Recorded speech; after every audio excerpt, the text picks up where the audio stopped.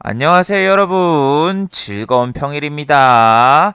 자, 오늘도 코스피하고 코스닥이 하락으로 마감을 했습니다. 전날 다우라던가 나스닥 그리고 유럽 증시는 그렇게 나쁘지 않았는데 한국 증시 같은 경우에는 지금 환율이 한 달 사이 사상 최저치까지 내려왔는데도 불구하고 외국인의 수급은 코스피와 코스닥에 전혀 들어오고 있지 않습니다. 특히 코스닥 같은 경우에는 오늘도 1% 가까이 내렸는데 지금 3일 연속으로 음봉이 나오면서 매우 안 좋은 모습을 보이고 있죠. 그리고 중요한 게 코스닥을 이렇게 끌어올린 매수 주체가 기관과 외인이 아니라 개인이 이렇게 지수를 끌어올려서 지금 코스닥 같은 경우에는 코스피하고 다르게 개인만 사고 있고 기관과 외인은 연일 매도만 하고 있습니다. 그나마 코스피 같은 경우에는 외국인이라던가 기관이 찔끔찔끔씩 사거나 연기금과 금융투자의 매수로 지수 방어가 되고 있는데, 자, 어제 올렸던 코스피 기관의 연일 매수 월말 윈도우 드레싱일까, 이 영상에서도 나왔듯이 지금 들어온 수급은 대부분 윈도우 드레싱 때문에 들어온 수급일 확률이 높습니다.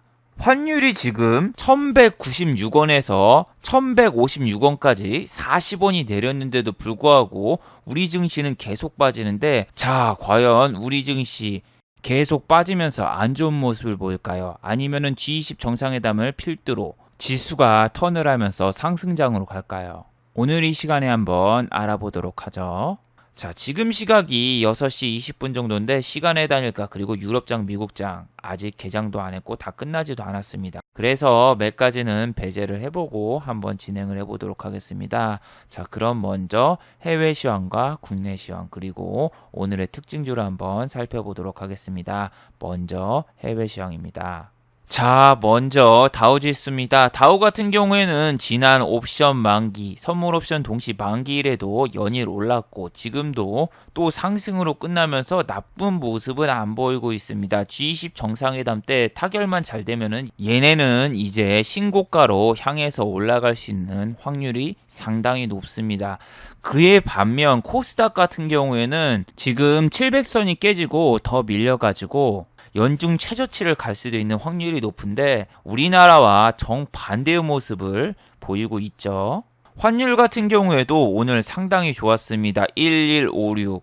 예, 어제보다 무려 3원이나 내리면서 나쁘지 않은 모습을 보이고 있고, 원자재 같은 경우에는 어제랑 똑같이 57.98. 예, 전혀 변화가 없습니다. 그리고 지수를 지금 살펴보시면은 S&P 500이라던가 나스닥 같은 경우에는 하락을 하고 있는데 이거는 장중에 0.4에서 0.5까지 많이 빠졌었는데 지금 그래도 꽤 올라오고 있죠. 그리고 유럽 증시가 지금 개장을 했는데 생각보다 많이 안 빠지고 있어요. 그리고 상하이 종합지수라던가 오늘 니케이 같은 경우에는 보신 분 있나요? 상하이 종합지수가 무려 2% 가까이 장중에 빠졌었는데 중간에 밑에서 잡아주면서 올라오면서 0.87로 끝났죠. 그런데 상하이 종합지수가 빠질 때는 우리가 그거를 그대로 따라갔고 얘네가 반등이 나올 때는 그냥 반등도 안 나오고 우리는 쑥 빠졌는데 진짜 나쁜 거는 그냥 다 따라가고 오를 때는 하나도 반등이 안 나오니까 참 답답합니다. 그리고 필라델피아 반도체 지수는 어제 상승으로 끝났습니다. 0.012% 상승으로 끝났고 주요 종목이라면은 애플이라던가 이런 애들은 전혀 변동이 없었고 마이크론 우리나라와 가장 밀접하고 중요한 주식이죠. 마이크론 같은 경우에도 어제 0.018 그냥 보합 정도 수준으로 끝났습니다. 반도체하고 그리고 휴대폰 관련주 전혀 반등이 안 나오고 있고 보합세가 계속되고 있습니다. 아마존 같은 이런 IT 기업 회사들도 전혀 반응이 없고 G20 정상회담의 경계감이 우리나라도 그렇고 미국도 그렇고 상당히 높습니다. 그리고 반도체를 제외하고 이제 나스닥 바이오와 헬스케어를 한번 살펴보시면은 1.76% 하락으로 마감을 했습니다. 연일 상승하면서 좋은 모습을 보여줬었던 지난주와 달리 오늘은 하락을 하고 있죠. 지난주는 선물 옵션 동시 만기일이었는데도 불구하고 트럼프가 중국에다가 전화를 받아가지고 이번에 시진핑이 G20에서 우리 둘이 만나서 무역 협상을 해낼 것이다. 그 기대감에 원래는 혼조세를 보이거나 하락을 해야 되는 지난주가 오히려 상승으로 끝나면서 얘네도 많이 올라왔다가 옵션 만기가 이제 끝나고 나니까 얘네도 이제 좀 주춤주춤하고 경계감이 심해지는 것 같습니다. 덕분에 오늘 뭐 삼성바이오로직스라던가 셀트리온 하락으로 끝났죠. 셀트리온 헬스케어도 물론 하락으로 끝났고 신라젠 같은 애는 오늘 상승을 했죠. 근데 신라젠은 오늘 뭐 이거 양매수 들어왔다고 해봤자 메릴린치가 샀어요. 메릴린치가 아침에 막 들어와가지고 장난치길래 얘는 왜 오르지 했는데 별거 없을 것 같아요. 어제 야간 선물 한번 살펴보시면은 외국인이 그리고 기관 동반 매도가 나왔는데 거래 자체가 별로 없어요. 지금은 아예 지금 거래량이 너무 줄어가지고 돈도 안 들어오고 작은 돈으로도 큰 투매가 나오는 그런 시장입니다. 지금 오늘만 보셔도 알겠지만 오늘 외국인이 27억 원밖에 안 팔았고 기관 같은 경우에는 이거밖에 안 샀어요.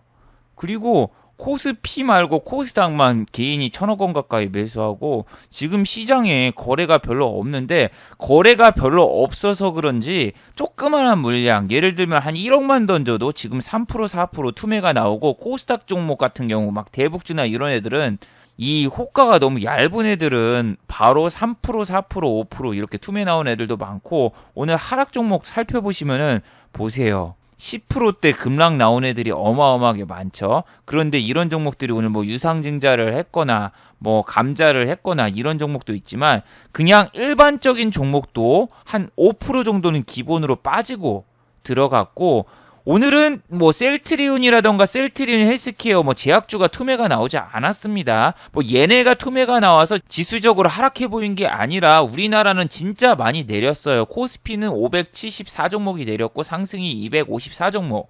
그리고 코스닥 같은 경우에는 907 종목이 내리고 상승이 308 종목. 그냥 모든 종목이 많이 내리면서 지수가 1%대 뚜까 맞은 거지. 오늘 뭐 셀트리온 헬스케어라던가 셀트리온마저 많이 뚜까 팼으면은 지수는 2% 3% 그냥 더 빠졌고 더 하락을 했겠죠. 그런 것처럼 지금 다른 나라 지수보다 우리나라가 더 많이 빠지고 있습니다. 나스닥 같은 경우에는 어제 0.32%밖에 안 빠졌어요. 그런데 여기 보시면은 한번 상승을 했다가 빠진 겁니다. 0.20까지 상승을 하면서 빨간불을 전환했다가 막판에 밀리면서 0.32로 종가에 밀어버리면서 이렇게 끝났는데 얘네는 그냥 보합세지만 우리는 지금 보합세가 아니라 연일 하락세죠. 이 코스닥은 수급이 지금 개선이 안 돼가지고 여기까지 올라갈 때도 개인이 샀고 여기서 이제 올라가고 여기 올라갈 때도 개인이 이렇게 끌어올리고 오늘도 내려가는데도 개인이 사고 그래서 코스닥은 지금 이 상태로 7월 18일까지 끌어버리면은 더 투매가 나옵니다. 왜냐하면은 지난번에 말씀을 드렸지만 여기 4월 15일 때 이때 붙어서 지금까지 계속 코스닥과 코스피는 빠졌기 때문에 이 위에서 주식을 사신 분들은 최소 지금 30%에서 40% 정도 손실 중이고 3개월 뒤에는 어떻습니까? 이제 신용을 연장을 해야 돼요. 신용으로 주식을 사신 분들은 3개월 뒤에 이제 신용을 연장해야 되는데 신용을 연장할 때는 증거금을 20% 더 늘려야 되고 그리고 또 신용 이자도 더 많이 들어가고 3개월 동안 내가 신용 이자 냈던 것도 계산하게 되면은 거의 손절적으로 가거나 반대 매매 쪽으로 가버리기 때문에 지금 지수가 최소한 이 위에서 이렇게 끌어올리면서 이 사람들이 그나마 좀 증거금에 대한 부담이라도 줄어들지 않은 이상은 다음번 7월 18일 앞으로 이제 한 달 정도 남았죠. 한 달 정도 뒤에 그냥 뚜까 패면서 바로 그냥 빠져버릴 수도 있어요. 그거는 그냥 지난번과도 똑같죠. 지난번 10월 30일에 이렇게 빠졌을 때도 어땠습니까? 여기서 빠진 만큼 우리 그 다음 코스피도 연중 최저치로 이렇게 빠지면서 내려갔잖아요. 근데 이게 다 신용 물량들이 여기서 투매가 나왔고 3개월이라는 시간이 지나면 이렇게 무조건 반대 매매가 나가게 되니까 지금 우리 지수가 올라가길 바라야 되는데 올라가지 않으면은 그러면 그 다음에 대비를 해야 되겠죠. 투매도 지금 준비를 하셔야 됩니다. 그리고 오늘 코스피를 살펴보시면은 똑같아요. 나스닥과 비슷합니다. 0.47까지 초반에 상승을 했어요. 코스닥은 내리는데 코스피는 상승하면서 웬일이야 하면서 좋아했는데 이게 갑자기 0.53까지 빠졌죠. 그러면 장중에 위아래로 1% 가까이 엎치락뒤치락 했다는 얘기죠. 그리고 오늘 제가 이렇게 또 찍어놨는데, 자, 장 초반부터서 매수세가 완전히 없죠. 기관, 개인, 외인 다 없습니다. 그나마 코스닥 같은 경우에는 개인이 이렇게 사고 있지만, 코스피, 코스닥 상승 종목, 하락 종목 삐까삐까 뜨는데 이 거래량 자체가 별로 없어요.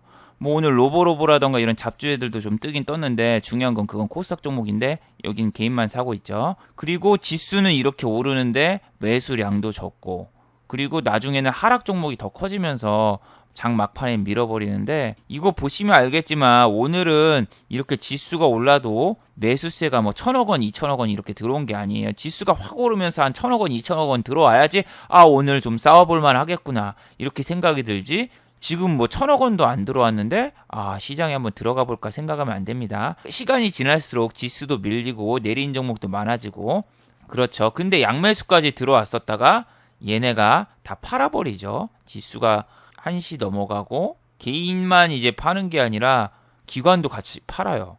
기관도 갑자기 팔기 시작하더니 이제 종가 때쯤 이제 2시 넘어가니까 또 개인만 사고 엎치락뒤치락 하다가 이제 동시효과 때 이게 좀 바뀌고 그랬는데, 와 진짜 이거 답답합니다. 답답해. 지금 매일째 답답한 증시가 계속되고 있고 내린 종목이 매일째 더 많은 상황이 나오고 있는데, 이걸 차트로 보면 재밌어요.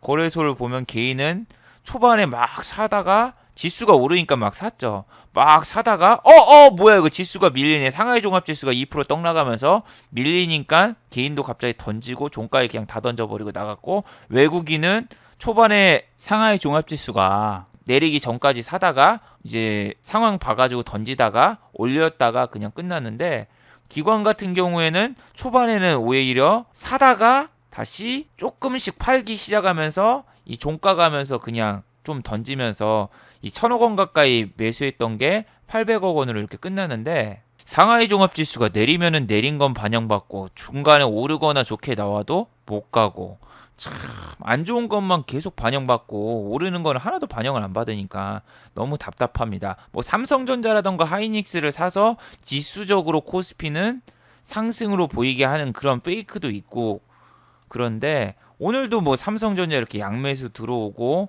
그리고 하이닉스 같은 경우에도 외국인이 이렇게 매수를 하면서 지수적으로는 그렇게 많이 안 빠져 보이지만, 여기 섹터 종합이라던가 아니면은 시장 속보 같은 데서 보시면 알죠. 외국인 기관 동반 순매수, 아니면은 여기 코스닥 외국인 순매수, 코스피 순매수 보면은 카카오라던가 삼성전자 이런 애들을 사가지고 지수만 끌어올린 걸 알 수 있죠.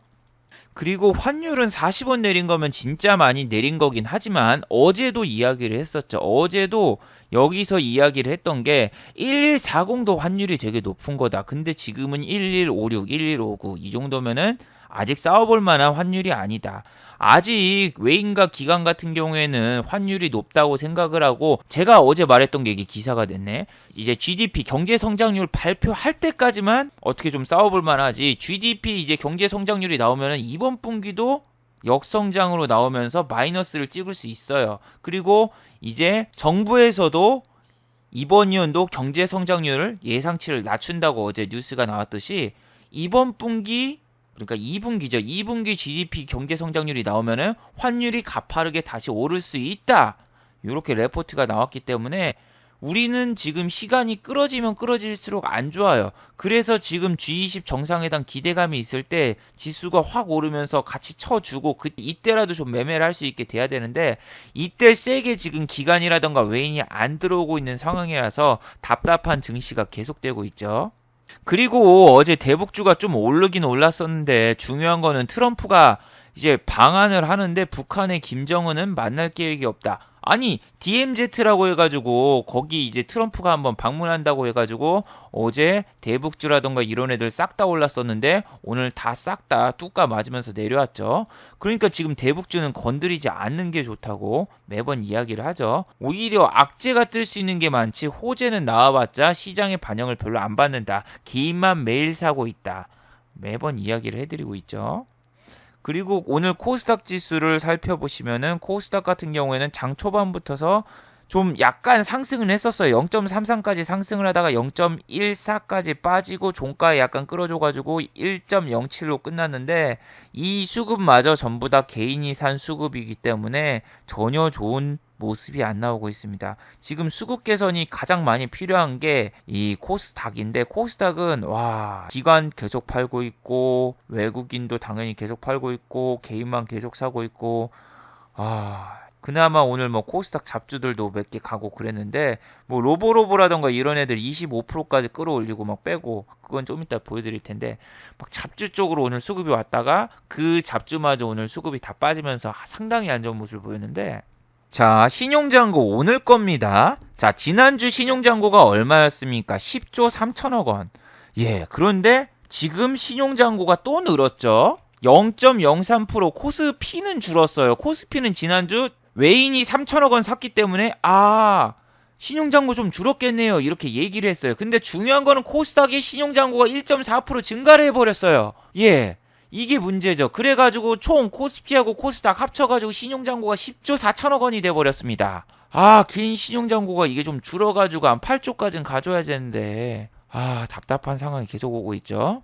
자 오늘 아침부터 로보로보라던가 로보티즈라던가 여러가지 로봇 관련주가 핫했는데 로봇에 관련된 소식은 오늘은 없어요. 지난번에 나왔던 기사 갖다가 그냥 끌어올린 거고 로보로보 같은 경우에는 오늘 장중에 VI가 2번이나 걸렸었죠. 위로 한 번 밑으로 한 번. 자 그래가지고 오늘 26%까지 올라서 상한가 가겠구나. 왜? 오늘 장이 꾸질꾸질하니까. 오늘 보시면 알겠지만 초반부터 뭐 해태홀딩스라던가 이런 애들 왜 올랐습니까?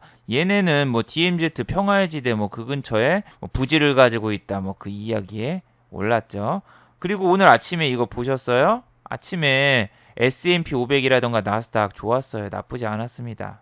그리고 뭐 드림 시큐어리티라던가 이런 애들로 오르고 막 휴네시온 보안주도 막 오르고 그랬었는데 휴림 로봇이라던가 이런 로봇주가 갑자기 막 오르기 시작하더니 오늘 지수가 어떻게 됐습니까? 지수가 코스닥에 오히려 막 빠지니까 잡주 쪽으로 막 쏠리는 거예요. 하락 종목이 많고 그 다음에 코스닥이 안 좋으면은 로봇이라던가 아니면 지난번 테마 줬던 거 그런 잡주 쪽으로 쏠리면서 로보로보 같은 경우에 장 초반에 8%까지 오르다가 이거 보고 내가 설마 얘 7,000원 넘어가지고 막 넘어가는 거 아닌가? 설마 7,000원대가 되게 매물대가 세거든요? 7,000원대가 매물대가 되게 세가지고 못 올라갈 줄 알았어. 이때까지만 해도 이게 얼마야? 6,400원을 일단 뚫었잖아요. 돌파 매매 할 때 6,400원을 뚫으냐 마느냐 싸움인데 그거 뚫은 다음에 요즘에는 트렌드가 어때요? 이런데 뚫고 바로 팍 빼버리길래 이거 아닌 것 같다 했는데 지수가 오히려 밀리니까 잡주 쪽으로 들어가니까 얘가 확 올라가는데 상한가를 말 수가 없죠. 얘 상한가 이번에 말면 어떻게 되는 줄 알아요? 단일가 들어가요. 단일가 들어가면은 뭐 UCI처럼 갈 수도 있죠. UCI처럼 막 단일가 말아가지고 이렇게 올리고도 할 수도 있는데 얘가 뭐 헬시 올리고당도 아니고 굳이 무리하면서 투상은 아니지만 이렇게 또 한 번 상한가 보내기는 좀 그랬어요.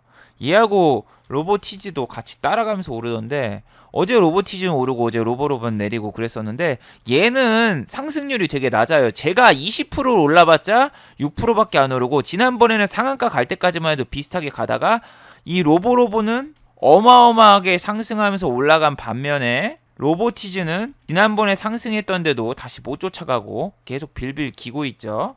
그리고 얘는 재무제표 보면 어떻다? 실적이 그렇게 좋은 회사가 아니에요. 마이너스 찍은 게 없는데 왜 실적이 안 좋아요? 라고 하시는 분들은 여기 보시면 알겠지만 매출이라던가 당기 순이익이라던가 요런 게 별로 늘고 있지가 않죠.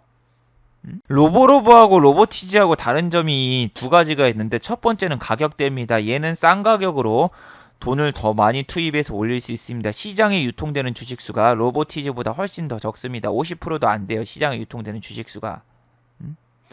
여기 보시면 시장에 유통되는 주식수가 50%가 안 되는 걸 확인할 수 있죠. 그리고 로보티즈는 70% 정도가 시장에 유통이 되고 있어요.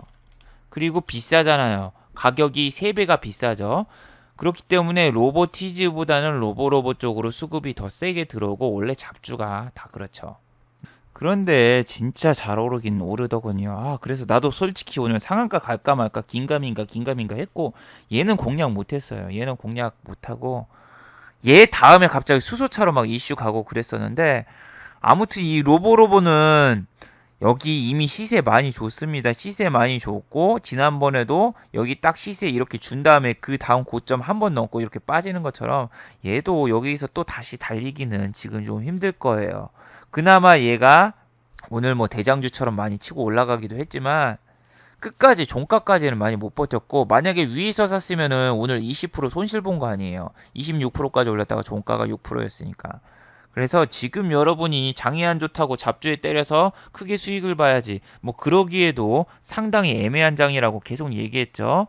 SG 세계물산이라던가 SG NG도 오늘 약간 오르면서 이렇게 끝났는데 얘네처럼 되는 확률이 지금 많이 높다고. SG 세계물산처럼 보통 이렇게 한 번, 두 번 시세 주고 여기서 끝내버리지, 얘는 끝났잖아. 여기서 시세 줬고 그 다음날까지 좀 주는 척 하다가 지금 쫙 빼가지고 반 이상 빠져가지고 위에서 샀으면 마이너스 30% 이상 때려 맞은 건데, 이런 것처럼 지금 로보로보도 여기 두 번째잖아요. 두 번째니까 이제 이쪽에서 좀 빼고 조정을 주거나 안 갈 확률이 높아요. 뭐 추가적인 뉴스가 없다면은. 그나마 오늘 풍국주점도 지난번 고점까지 꼬셨다가 이렇게 빠지고 그랬는데 무슨 뉴스가 있었죠? 자, 오늘 수소차하고 전기차 좋은 뉴스가 있었잖아요. 수소차 전기차 개소세 감면 연장 하면서 정부에서 홍남기 아저씨가 이제 이거 개소세 검토한다고 해서 대우부품이랑 그 다음에 풍국주점이랑 저런 애들이 오르고 그랬는데, 풍국주점도 딱 여기까지였잖아요. 지난번 고점. 난 그래서 로보로보를 못 들어간 게 그거라니까요. 6,700원인가 거기 지난번 고점이 있으니까 요렇게 꼬셔놓고 던지고 바로 빼고 이렇게 될 줄 알았는데 치고 올라갔는데도 결국에는 종가에 빼버리고, 지금은 뭐 좀 더 꼬시거나 아니면은 그 전에 던지거나 뭐 그런 식입니다. 그러니까 종가까지 말아 올릴 확률보다는 종가 직전에 그냥 뚝 패고 던져버린다, 이럴 확률이 높다라는 거. 얘가 가니까 대우부품도 따라가는데 정말 웃기죠. 얘가 3등주인데 지난번에 풍국주점이 내릴 때 얘는 이렇게 11% 오르면서 올리면서 얘가 다시 1등으로 가나 했더니 얘는 계속 빠지면서 다시 3등 제자리로 돌아왔고, 유니크가 2등이었습니다. 2등 주자인 유니크는 다시 2등으로 돌아왔고, 그리고 풍국주점은 다시 1등으로 올라오면서 지난번 고점이라던가 지난번 여기 물려있던 사람들의 원혼을 해결해주면서 성불하게 됐는데, 지금 수소차하고 전기차 여러분 무슨 문제가 있죠? 일단은 지난번에 해결 안 된 자동차 관세 문제, 수입차 자동차 관세 문제가 아직 남아 있습니다. 자, 두 번째, 이제 7월달 되면은 2분기 실적 발표를 하죠. 수소차 지난번에 2분기가 아니라 1분기 실적 발표했을 때 실적이 좋았던 회사가 별로 없었습니다. 그리고 실적 발표하면서 얘네한테 가장 악재는 뭐다? 지금 유니크든 뭐든 실적 자체가 나오고 있질 않다. 실적 자체가 영업이익이 빵이에요, 빵. 그리고 지금은 여기가 어떻게 되겠습니까? 다음번에 적자 전환을 할 수 있다는 얘기죠. 그러면서 큰 투매도 나올 수 있기 때문에 얘네는 진짜 단기적으로 1일 원데이 아키브 렌즈처럼 1일 원데이로 접근을 해야지, 얘를 뭐 끌고 가거나 지금 뭐 재료주 매매한다 이러기에는 상당히 힘든 게 수소차예요. 그래서 수소차 지금 여기서 뭐 시세 다시 분출 시작이다 하기보다는 그냥 하도 올릴 종목이 없어가지고 저런 뉴스 갖다가 올리는 그 정도입니다. 아니, 오늘 아침에 올랐던 종목이 종가까지 상승으로 끝난 게 거의 없어요. 넥슨 GT 오늘 크게 상승을 한번 했었죠. 8%인가 오늘 상승을 했었는데 맞나? 12%까지 상승을 했었네. VI까지 안 걸렸구나. VI 걸리기 전에 이거 한 거죠. VI가 아침에 3% 상승으로 했으니까 얘가 VI가 걸리려면 한 14%까지 돼야지 VI가 걸리나? 아니야. 16% 돼야지 VI가 걸리네. VI까지 좀 갈 정도로 꼬셔놓고 그냥 위에서 빼버렸는데 지금 얘가 왜 올랐습니까? 자, 불확실성 해소, 넥슨 매각 재추진한다 하면서 이제 우선 협상자를 다시 선정 가능성이 올라갔다, 이 뉴스가 나왔는데 텐센트는 아마 매각을 안 할 거라는 그런 이야기가 나오고 있습니다. 뭐 사모펀드에서 돈을 합쳐가지고 우리나라 기업 넷마블이라던가 아니면은 이제 카카오 쪽에서 인수할 가능성이 높아진다, 뭐 그 이야기를 하고 있지만 이거 한 번 또 연기되면 어떡할 겁니까? 한진칼도 막 매각 이슈가 아니라 지난번 뭐 KCGI 펀드 갔다가 쇼하다가 지금 망했는데, 이 매각 이슈라던가 아니면 뭐 저런 행동주의 펀드 이슈 같은 거는 진짜 위험한 요소 중 하나입니다. 이 매각 불발되고 그러면 얘네들 다시 이렇게 제자리 위치로 돌아갈 수 있어요. 이것도 지금 많이 오른 상태잖아요. 그래서 오늘 아침에 얘 12%까지 꼬셔놓고 바로 던지는데 몇 분 걸리지도 않았어. 시작하자마자 5분 동안만 올려놓고 그 다음에 바로 촥 빠지는데, 전형적인 계단식 하락. 촥 계단식으로 촥 빠지고, 여기서 잠깐 올렸다 빠지고, 여기서 잠깐 올렸다 빠지고, 정신이 없더군요. 이게 맨날 똑같아. 아침에 시작하면 뭐 중국 관련주 차이나 그레이트 말고 뭐야 그 크리스탈? 근데 그 뭐야 그 크리스탈 개 오르고, 아침에 크리스탈 신소재, 그래 크리스탈 신소재 오늘도 한 5%인가 올려놨어요. 5%인가 올려놓고 종가 다 빼버리고, 오늘은 이제 크리스탈 신소재하고 얘하고 같이 따라갔어요. 그러니까 지금 증시가 매일매일 변화되고 매일매일 다른 패턴으로 나오니까 뭘로 나올지 모르겠어요. 하루는 가위를 내니까 그럼 나 이제 주먹을 내야지 했는가, 다음 날은 얘가 볼을 내고 뭐 이런 식으로 나오니까 진짜 정신이 없습니다. 크리스탈 신소재하고 윙인푸드는 원래 같이 가는 놈이었는데 어제는 서로 다른 길을 걷더니 오늘은 어때요? 같은 길을 갔어요. 무슨 얘기냐? 같이 빠졌어요. 윙인푸드하고 크리스탈 신소재 하락률도 비슷하고 상승률도 오늘 비슷했어요. 얘 오늘 아침부터서 살짝 꼬셔가지고 5%까지 올렸고, 종가는 마이너스 5%, 위에서 잡았으면 10% 손실이죠. 어제도 똑같아요. 어제도 7% 올리고 종가는 마이너스 3%인가? 종가 이렇게 뺐으면은 이게 맨날 아침에 5, 6% 올리고 5, 6% 올리고 이렇게 탁탁탁탁 하면서 빼버리니까, 요런 꼬시는 놈들, 윗꼬리 전문가잖아. 단 한 번도 종가 고가로 마무리된 적이 별로 없잖아요. 그러니까 이렇게 꼬시는 종목들 잘 매매하지 마세요. 특히 중국주가 그런데. 윙인푸드도 아침에 잡았어 봐. 얘 얼마야? 얘 한 4%까지 올랐던 것 같은데? 그치, 거의 한 4%까지 올리고 종가는 마이너스 4.54. 종가에까지 그냥 끌고 갔으면 마이너스 8%. 이런 애들 보세요. 아침에 막 20% 이렇게 올리고 그랬는데 오늘 종가가 얼마야? 9%. 위에서 잡았으면 11% 손실. 근데 중요한 건 얘 상한가까지 말았어요. 상한가까지 말고 딱 이거라니까. 지난번 고점.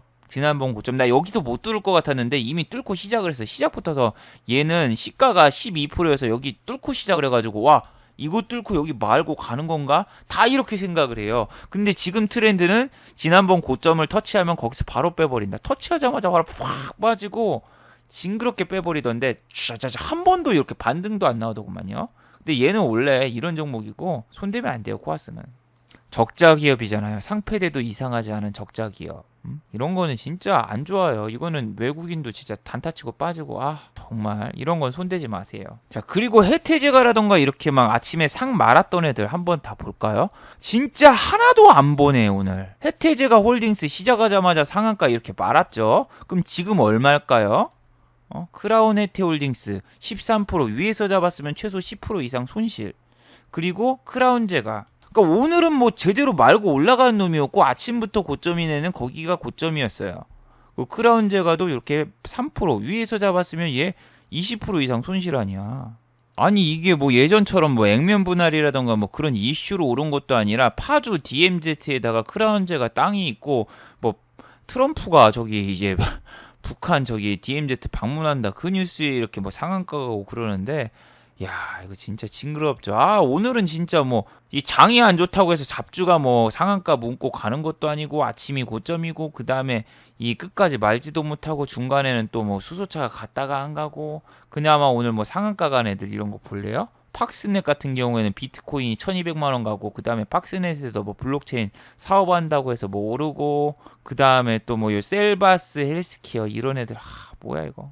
얘는 관리 종목을 뛰어넘는 환기 종목이고, 잡주 중에 잡주만 이렇게 딱 올리고 별거 없어요. 아예 뭐 개인이 잡기 힘든 종목만 이렇게 올라가고, 제이시언도 오늘 뭐 비트코인 1300만 원 돌파했다 그 뉴스에 이렇게 오르고 그러는데, 비트코인 관련주도 올라서 아침에 쌌었으면은 또 10% 이상 손실 보고 그런 거죠.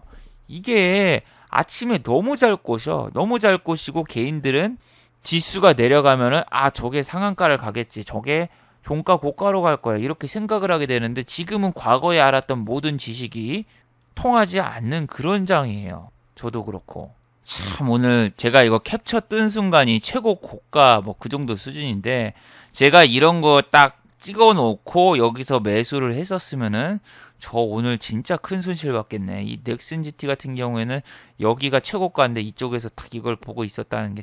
근데 왜냐면은 오늘 S&P 500이라던가 나스닥 같은 경우는 절대 나쁘지가 않았거든요. 어제 장도 우리가 좀 꾸물꾸물했으니까 분명히 오를 수도 있다 이 생각을 했는데, 아유, 이 드림 시큐어리티도 보세요. 오늘 5.81로 끝났는데 드림 시큐어리티하고 뭐 휴네시온 이런 애들 막 다 오르다가 어떻게 됐나요? 예, 맨날 이래. 지난번에 여기 상한가까지 말았다가 뺐던 것처럼 상한가 근처까지 말았다 빼고 얘네 상한가도 한번 갔었잖아요. 뺀 것처럼 저 어디랑 업무 협약이라던가 뭐 이런 거 삼성 SDS 업무 협약 뭐 이런 거 MOU 체결 이런 거 갖다가 오늘도 15%까지 오르고 그랬는데 오늘은 휴네시온이 더 많이 갔어요.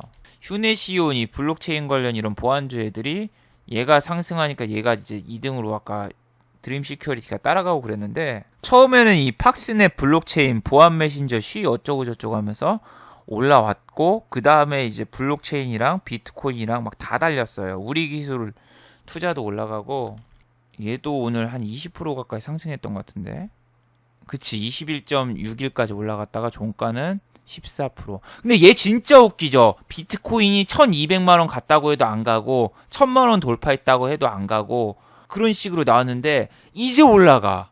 지난번에도 막 소개해줬잖아요. 비트코인 드디어 1000달러 넘었다. 뭐 얼마 됐다 했는데 안 가는데 이제 가는 거야. 그동안은 뭐 그 뉴스가 나와도 한 번도 안 가고 꽂히고 가더니 오늘 같은 날 가. 근데 제이시어는 옛날에 올랐던 비트코인주인데 얘까지 지금 올릴 정도면은 얼마나 장이 그지 같다는 건가. 얘는 거의 비트코인주에서 할아버지 격이에요. 초반에 얘하고 한일 네트워크스 얘네 둘이서 대장이었고 두 번째 얘가 2등주였고 그러는데 이젠 얘는 이제 비트코인으로 잘 안 오르는 그런 주. 그리고 제이시형 같은 경우에 메인보드가 이제 뭐 비트코인 채굴할 때 쓰는 거 뭐 하면서 그런 걸로 수혜를 본다는 거예요. 뭐 그쪽에서 이제 메인보드에 있는 뭐 금을 떼가지고 금 만들고 뭐 어쩌고저쩌고 하면서 막 나오는데 옛날 과거의 할아버지격인 잡주들까지 지금 뭐 엉켜가지고 올리는 거 보면은 그냥 주식 발행수 적고 스펙 주 같은 거를 지금 다 끌어올리고 뭐 내리고 장난치는 그런 느낌입니다. 그리고 어제 유상증자를 했던 손오공 정말 나쁜 놈이죠. 여기 뭐 최대주주 뭐 변경이라던가 이쪽에서 뭐 그 마텔에서 인수한다 어쩌고저쩌고 뉴스 띄워놓고 25%까지 올려놓고 공매도 쳐놓고 여기까지 좀 끌다가 유상증자 때려가지고 오늘 마이너스 11%로 빠지고 다행히 한가를 안 갔어 라고 생각하시는 분들은 여기서 더 빠질 수 있습니다.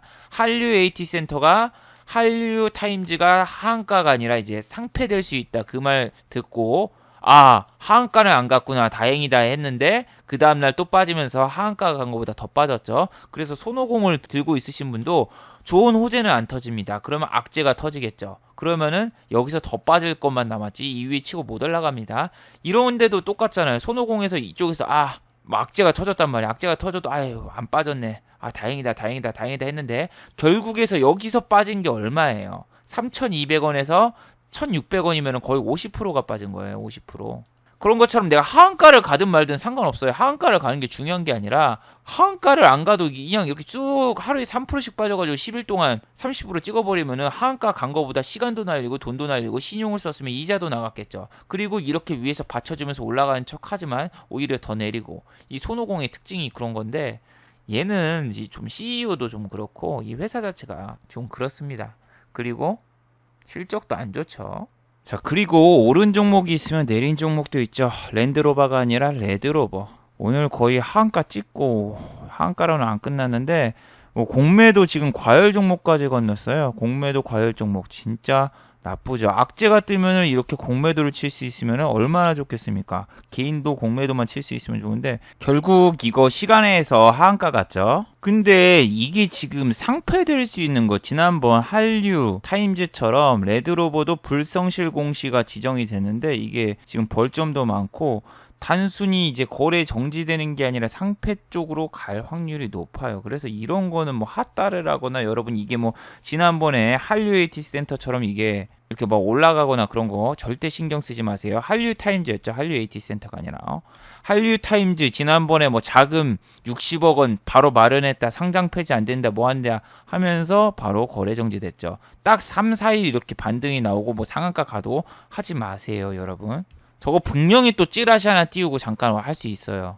그래도 저런 거 지금 들어가면 안 됩니다. 아무리 자기가 지금 뭐 손실을 크게 봐가지고 역전할 수 있는 방법이 그거밖에 없다고. 그러면 안 돼요. 2016년도였죠. 반기문 사태가 일어났을 때, 반기문 사태가 일어나서 어떻게 됐습니까, 여러분? 지엔코라는 종목이 들어가서 점화 두 방을 맞고 그냥 주식으로 돈 다 잃고 깡통 찬 분이 많았죠. 왜 깡통을 찰 수밖에 없냐? 왜 하한가 두 방에 깡통을 찰 수밖에 없냐? 신용이라던가 미수를 쓰면은 깡통을 차는 게 아니라 빚쟁이가 된다고 했죠. 그 영상은 이걸 봐주세요. 이거. 고수들의 매매 노하우 공개. 저쪽에 보면은 신용과 미수를 쓰고 30%만 하한가 맞으면은 자기 전 재산을 다 날리게 된다. 빚쟁이가 된다라고 얘기를 해줬고, 그 당시에는 이 지엔코로 점화 두 방을 맞으신 분들은 마지막 도박수를 뒀습니다. 뭐?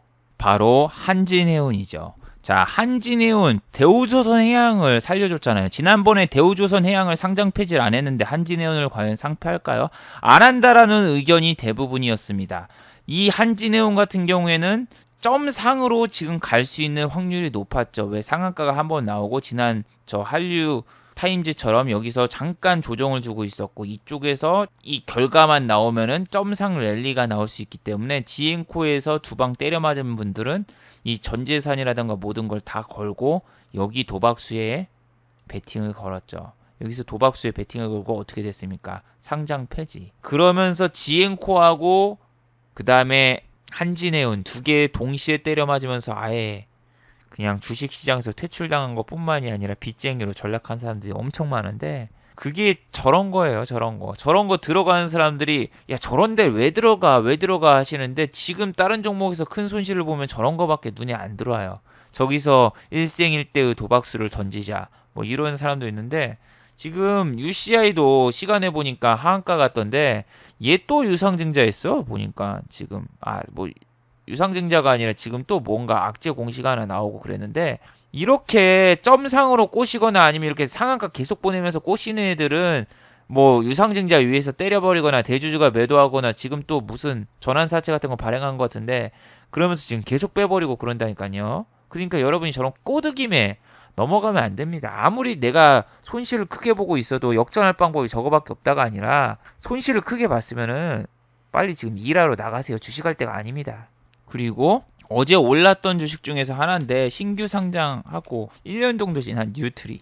예, 작년에 상장했어요. 뉴트리 같은 경우에는 최근에 막 오르다가 이제 실적 나오고 가이런스 충족을 못했어요. 가이런스 충족을 못하다가 어제 뉴스가 하나 나왔었죠. 여기 보면은 찌라시 뭐 외형 확대하고 수익성 개선이 되고 실적이 좋아질 거다. 뭐 요런 뉴스라던가 찌라시가 나왔고, 그리고 홈쇼핑에서 좀 더 사업을 확장하면서 이번 분기 최대 실적 전망한다 이렇게 나왔단 말이에요. 그런데 오늘 왜 얘가 또 하락을 했을까? 얘 오늘 장중에 7% 넘게 빠졌어. 근데 7% 넘게 빠진 이유가 뭐다? 얘가 보세요. 호가가 10주, 2주 막 이렇게 텅텅텅텅텅 비어 있어요. 그리고 주식 유통수가 별로 안 되기 때문에 소형주 UTI하고 얘 같은 경우에는 그냥 조금만 던져도 1억만 던져도 얘 10% 내려가는 그런 종목이에요. 그래가지고 오늘 또 왜 빠졌나 보면은 중국의 따이쿵, 이제 면세점이라던가 화장품 쪽 지금 악재가 떠 있습니다. 뭐냐면은 다시 돌아온 중국발 악재. 자, 이제 따이콩을 단속을 강화해가지고 뭐 온라인 판매라던가 오프라인 매장 뭐 이런 거 판매, 면세점에서 이제 보따리 장사들 말한 거거든요. 이제 보따리 장사를 이제 중국 전자상거래법을 이제 개혁을 하면서 화장품 뭐 판매를 막거나 뭐 그런 식으로 지금 나온다고 하고 있어요. 대부분 중국 같은 경우에 뭐 QR코드를 이용한다거나 뭐 한거나 하면서 저 물건들을 전부 다 인터넷으로 막 팔고 그런 사람들이 많거든요. 근데 이번에 전자상법 거래를 새로 개정을 하면서 저거를 잡아내고 세금을 추징한다 뭐 저런 뉴스가 나왔는데, 저런 거 나오면서 아모레퍼시픽이라던가 코스맥스라던가 최근에 화장품주가 되게 많이 내리고 있고, 이 회사도 미세먼지 관련 주이면서 그 다음에 마스크팩이라던가 화장품 뭐 이런 데에 속해져 있어요. 뷰티라던가 이 건강식품이라던가 뭐 이런 데 다 속해져 있잖아요. 그래서 어떻게 보면 얘도 화장품 관련 그런 겁니다. 스킨푸드라던가 뭐 그런 거기 때문에 피부 건강 이렇게 돼가지고, 얘는 왜 근데 미세먼지 주에도 편입이 됐냐면은 뭐 미세먼지 차단 마스크팩인가 뭔가 있었거든요. 그래서 미세먼지 주로도 오르고 그랬었는데, 얘도 저런 악재도 같이 받아가지고 내렸고 그래요.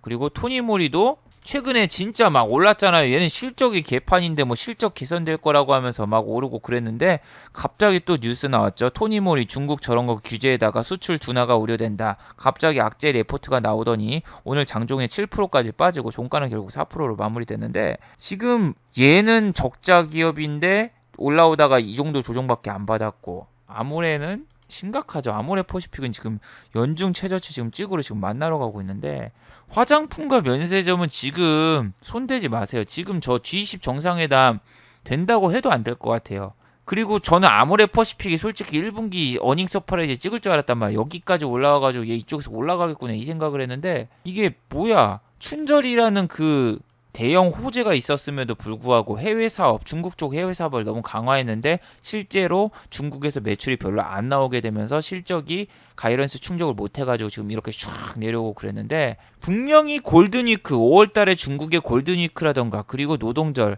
행사라던가 뭐 그런 게 있어서 매출은 충분히 늘 수도 있다라고 생각하지만 지금 가이런스를 또 충족 못할 거라는 레포트도 되게 많이 나오고 있고 그리고 아직 2분기가 안 끝났습니다. 지금 6월달이니까 이제 2분기가 끝나기 직전이죠. 끝나고 난 다음에 이제 실적이 발표되는데 지금 최근에도 분위기가 안 좋고 환율도 안 좋고 그래서 2분기도 별 볼 일이 없을 수도 있습니다. 근데 너무 많이 내렸다 하면서 뭐 저가 매수하면서 나중에 들어올 수도 있는데 그래도 지금은 아닌 것 같아요. G20 때 만약에 중국이랑 저 협상 결렬되면 가장 많이 타격받는 게 면세점이랑 화장품입니다. 호텔 신라도 10만원대 잘 봐야 되긴 하는데 딱 10만원 한 번만 찍고 바로 빼버리고 그러는데 관종은 얘는 10만원대 넘어가지고 이렇게 계속 지지해주고 그러면 모를까. 이때는 한 일주일 지지해주고 막 올라가고 그랬었잖아요. 지금은 얘는 뭐 관종에 넣어서 볼 필요도 없는 종목 같아요. 지금 너무 외국인도 많이 매도하고 있고 안 좋네요. 지금은 잡주들도 안 가는데 이런 대형주가 위에서 받아주면서 가기보다는 오히려 얘네 정통파 외국인이거든요. 정통파 외국인이 뭐냐면은 검은 머리 외국인이 아니라 진짜 메릴 린치라던가 진짜 모건 스탠리라던가 진짜 외국인이에요. 진짜 검은 머리가 아니라 노랑 머리 외국인인데 얘네가 이렇게 자금이 이탈하고 있는 거 보면은 안 좋아요. 그리고 오늘 급락한 셈코 최근에 무역전쟁 최고 수혜주라고 하면서 이렇게 쭉 올랐는데 옛날 영진양품 보는 거 같네. 10,000원짜리가 30,000원까지 가고 뭐 영진약품은 2,000원짜리가 20,000원 가까이 갔으니까 뭐 비슷한데 얘도 최근에 너무 많이 올랐고 지금 거의 맨날 이제 10% 이상 빠지고 있죠. 이런 애들 뭐 투매잡기라고 하면서 막 자꾸 그러지 마세요.